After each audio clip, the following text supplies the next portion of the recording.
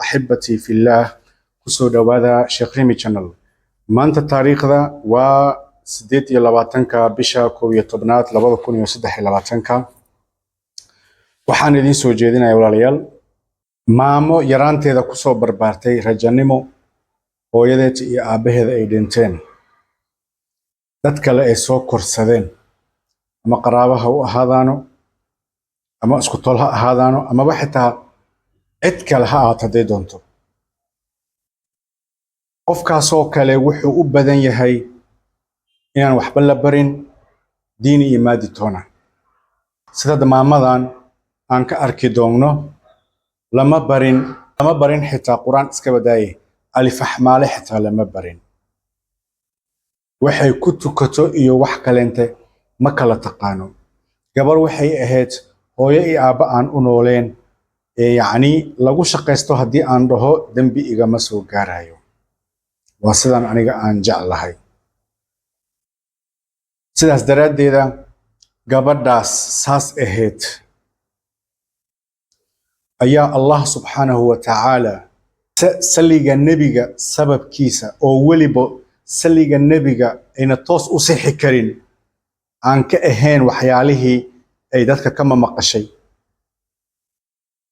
suubanaha sallallahu alayhi wasallam ayaa riyo ugu yimid Allah cudur markaasi ayada uu haayay ayuu riyada dhexdeeda uu kaga daweeyay Allah aroortii waaga markuu bariyana gabadhii xanuunkii haayay waxaadba moodaabo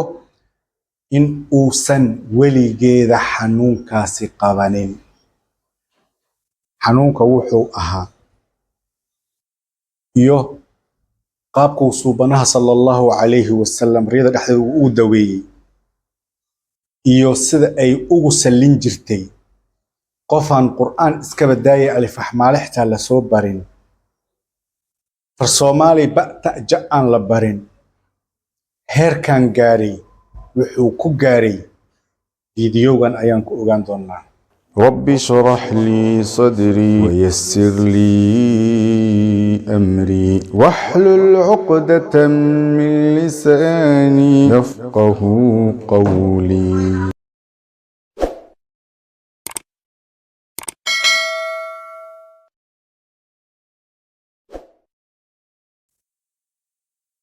السلام عليكم ورحمة الله وبركاته أحبتي في الله كسو دوادا شيخ ريمي channel maanta taariikhda waa 28 bisha 11 2023 waxaan idin soo jeedinayaa walaalayaal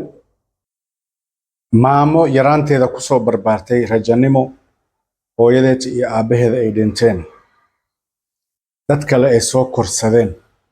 ama qaraabaha u ahaadaano ama isku tol ha ahaadaano ama xitaa cid kale ha ahaato haday doonto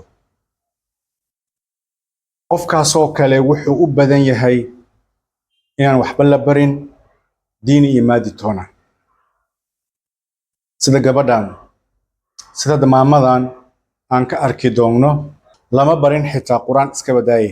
alif axmaale xitaa lama barin waxay ku tukato iyo wax kaleente ma kala taqaano gabar waxay ahayd hooyo iyo aabba aan u nooleen yacni lagu shaqaysto haddii aan dhaho dambi igama soo gaarayo waa sidaan aniga aan jeclahay sidaas daraaddeeda gabadhaas saas ahayd ayaa Allah subxaanahu wa tacaala saliga nebiga sababkiisa oo weliba saliga nebiga ayna toos u sixi karin aan ka ahayn waxyaalihii ay dadka ka maqashay suubanaha sallallahu alayhi wasallam ayaa riyo ugu yimid Allah cudur markaasi ayada uu haayay ayuu riyada dhexdeeda uu kaga daweeyay Allah aroortii waaga markuu bariyana gabadhii xanuunkii haayay waxaadba moodaabo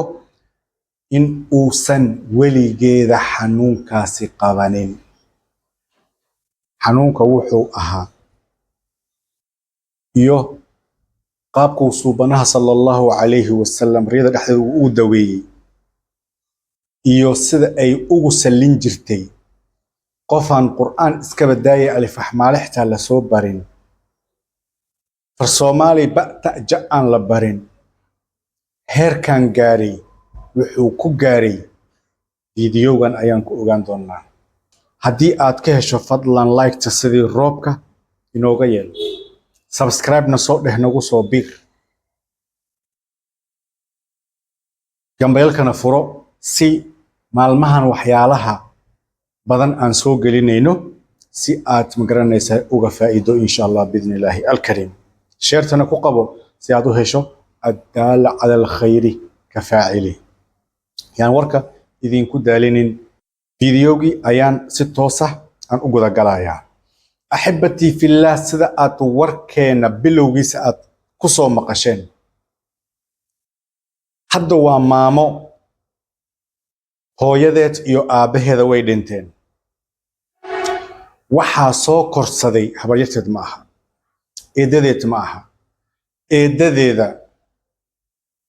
aabaheed ilma adeer ay ahaayeen ayaa soo korsatay baadiye ayayna ku soo kortay ariga ayaa la raacsin jiray markay xoogo soo yara roonaatay markaas wixii ka dambeeyana reerkii ayay u khidmayn jirtay biyo ayay u dhaamin jirtay dadka baadiyaha ku soo koray ayaa dareemi karo dhibta qofka aan hooyo iyo aabba lahayn dhibta meesha uu ka dareemi karo sida ay u xanuun badan tahay qofkaas kaliya ayaa ogaan kara ee baadiye ku soo koray imaa qofka kale inta ma ogaan karo ma sii faahfaahin karo qisada inaan guda galo ayaan aad iyo aad u xiisaynayaa axibbatii fillah gabadhii saas ku soo barbaartay baadiye ayay ku soo weynaatay gabdhihii ay la soo kortay horteeda ayay guursadeen ayada ayaan ugu weyneed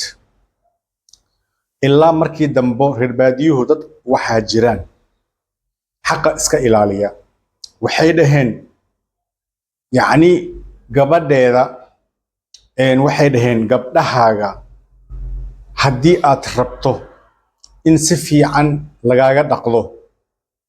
gabadhan cuqubadeeda amaba isheeda yayna ku gelin u alkun ayaa la yiri nin ayay xoolo badan ka qaadatay oo ayada ka weyn ayadana raalli ayay ka ahayd inkastoo gabdhaha ayna jecleen qof da ah ayna jecleen qoftaani danta ayaa ku kaliftay oo waxay lahayd mar meeshan ha laga wado Allah Allah Allah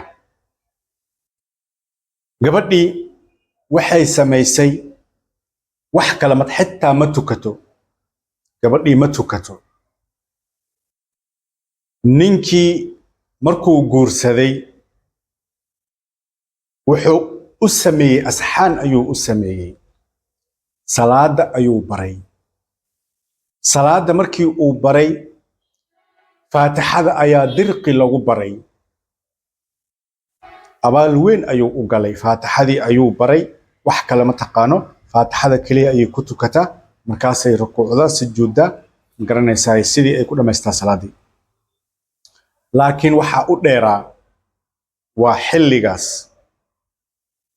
waxa u dheeraa oo ilaahay uu gabadhaasi uu faraj uu ugu furay